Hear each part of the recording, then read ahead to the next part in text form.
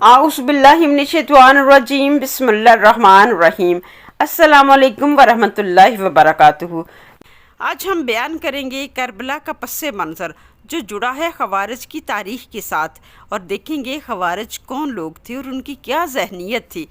Karbala एक तारीख़ी वाक़या नहीं है, बल्कि ये आईना है, ये इनकलाब है और इल्म की आखिरी सरहद है। करबला की गहराई को समझने के लिए ख़वारिज की तारीख़ और उनकी ज़हनीत को जानना इंतहाई ज़रूरी है, क्योंकि वही सोच और तकफ़ीरी रवैया बाद में यज़ीदी निज़ाम का हिस्सा बना। जब हम करबला की बात करते हैं तो एक सवाल अक्सर नज़रअंदाज हो जाता है, वो कौन सी ज़हनीत थी जिसने नवासे रसूल को शहीद कर दिया। वो लोग जो दीन के अलमबरदार थे, वही इमाम हुसैन अलैहिस्सलाम के खून के प्यासे क्यों बन गए। इसका जवाब मिलता है ख़वारिज की तारीख़ से। ख़वारिज एक ऐसा फ़िरका जो पहला इस्लामी इंतहा पसंद गुरूह था। आज हम ख़वारिज की कहानी सुनेंगे, एक ऐसी कहानी जो ना सिर्फ माजी बल्कि हाल पर भी असरअंदाज होती है। ख़वारिज इस्लाम का सबसे पहला फ़िरका। इसकी इब्तदा 8 हिजरी में ग़ज़वा हुनैन के बाद हुई। इसके रवायात हमें इमाम बुखारी किताब अहादीसुल नबिया बाब नंबर 7 में, इमाम मुस्लिम में, सीरत इब्न हशाम में, इमाम तुबरी में और इब्न कसीर जैसे मौरख़ीन और मुहक्किकीन में मिलती हैं। और ये तमाम मुहक्किकीन और मौरख़ीन इस वाक़े को बयान करते हैं।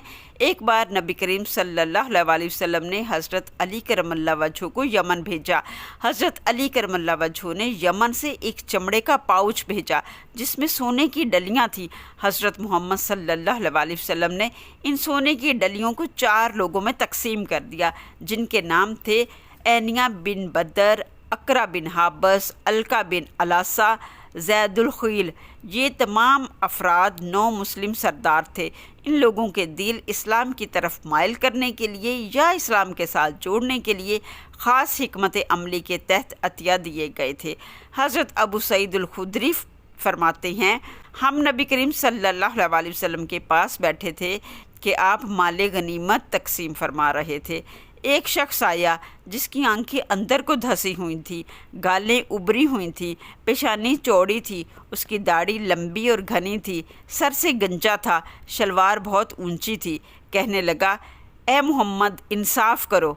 अस्तगफिरुल्लाह, उस शख्स की क्या सोच होगी जो नबी को इंसाफ का मशवरा दे रहा है, जिस पर अल्लाह खुद एतबार करता है, जिसे अल्लाह ने बाइख्तियार किया है। वो कहता है, ए मोहम्मद अल्लाह से डरो, ए मोहम्मद अदल करो। दरअसल वो खुद सोने का तलबगार था, वो खुद माले गनीमत में से हिस्सा चाहता था। तो नबी करीम सल्लल्लाहु अलैहि वसल्लम फरमाने लगे, मैं अदल नहीं करूँगा तो कौन करेगा। सही बुखारी में 2 तरह की अहादीस हैं। एक में हज़रत खालिद बिन वलीद का ज़िक्र है और एक में हज़रत उमर फ़ारूक रज़ियल्लाहु तआला अन्हु का ज़िक्र है। फरमाया, हज़रत उमर फ़ारूक रज़ियल्लाहु तआला अन्हु उठते हैं, तलवार निकालते हैं और फरमाते हैं, या रसूलल्लाह, आप हुक्म दीजिए इसकी गर्दन उड़ा दूँ। इसको नबी के साथ बात करने की तमीज़ नहीं है। नबी करीम सल्लल्लाहु अलैहि वसल्लम ने फरमाया, नहीं, इसको छोड़ दो और इसको जाने दो। उसने रसूलुल्लाह सल्लल्लाहु अलैहि वसल्लम को पुश्त की और चला गया। उसने रसूल खुदा को पुश्त करने में भी कोई आर और शर्म महसूस नहीं की।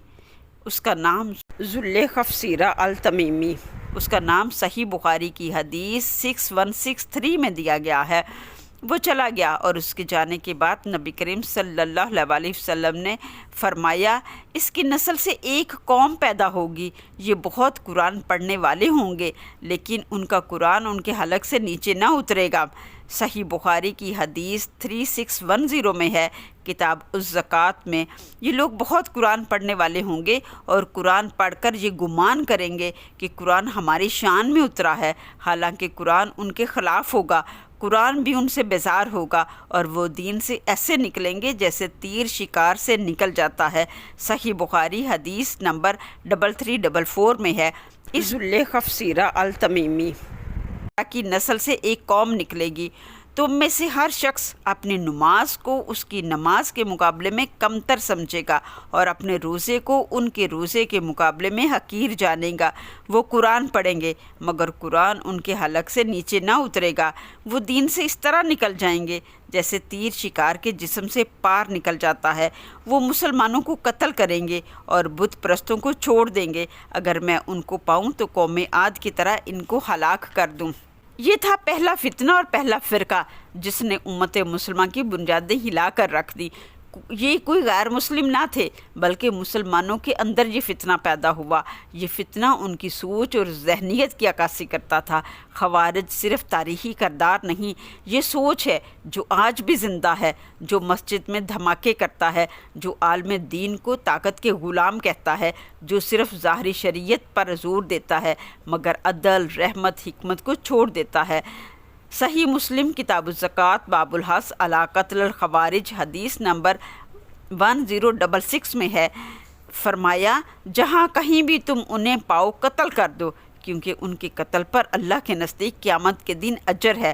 حضرت علی کرم اللہ وجہہ روایت کرتے ہیں خارج کی نشانی یہ ہے کہ حق بات کہے گا، پھر اپنے حلق کی طرف اشارہ کر کے کہا لیکن حق ان کے حلق سے نیچے نہ اترے گا۔ خوارج کی نشانیوں کو سمجھنا بہت ضروری ہے تاکہ ان سے بچا جا سکے۔ ان کی نشانیوں میں سے سب سے پہلی نشانی یہ ہے کہ وہ اپنے سے زیادہ کسی کو نیک نہیں سمجھتے، وہ دوسروں کو نیکی میں اپنے سے حقیر سمجھتے ہیں۔ حضرت انس رضی اللہ تعالیٰ عنہ روایت کرتے ہیں ایک شخص مسجد میں داخل ہوا، نبی کریم صلی اللہ علیہ وسلم نے اس سے پوچھا جب تم مسجد میں داخل ہونے لگے تو تمہارے ذہن میں کیا تھا کہ کیا اس مسجد میں تم سے زیادہ بھی کوئی نیک شخص ہوگا؟ تو وہ کہنے لگا ہاں میرے ذہن میں یہی تھا کہ اس محفل میں میرے سے زیادہ کوئی نیک شخص نہیں ہوگا۔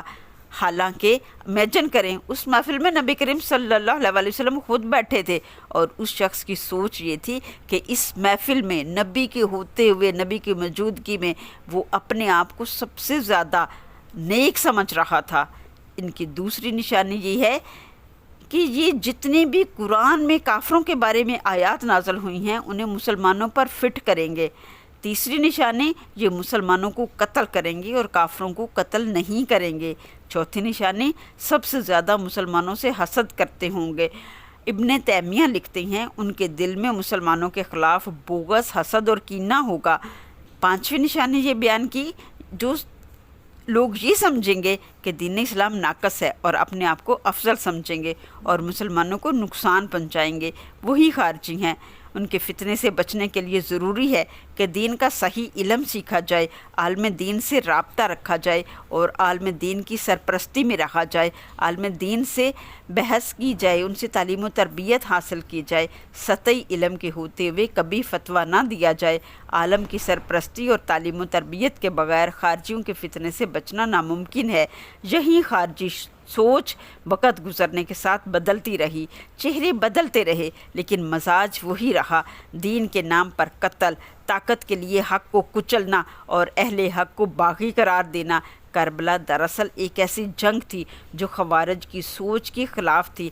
امام حسین علیہ السلام نے یزیدی نظام کے خلاف قیام کیا کیونکہ وہ دیکھ چکے تھے کہ اگر اس فتنے کے خلاف نہ اٹھے تو خوارج کی وہی سوچ، وہی شدت پسندی اور وہی ظلم دین کا چہرہ بن جائے گا۔ یہی خارجی تھے جنہوں نے امت کو ٹکڑے ٹکڑے کر دیا، انتشار پیدا کیے۔ یہی خارجی تھے جنہوں نے حضرت عثمان رضی اللہ تعالیٰ عنہ کو دردناک طریقے سے شہید کیا۔ یہی خارجی تھے جنہوں نے حضرت علی کرم اللہ وجہہ کو شہید کیا، جنہوں نے حسن علیہ السلام کو زہر دیا۔ یہی تھے جن کی تلواریں حسین علیہ السلام اور اہل بیت پر چلیں۔ انشاءاللہ نیکسٹ ویڈیو میں حضرت عثمان رضی اللہ تعالیٰ عنہ اور حضرت علی کرم اللہ وجہہ کے نازک دور حکومت پر مختصر بات کرتے ہوئے آگے بڑھیں گے واقعہ کربلا کی طرف، تحقیق اور ڈیپ انڈرسٹینڈنگ کے نقطہ نظر سے۔ نیکسٹ ویڈیو تک کے لیے اللہ حافظ۔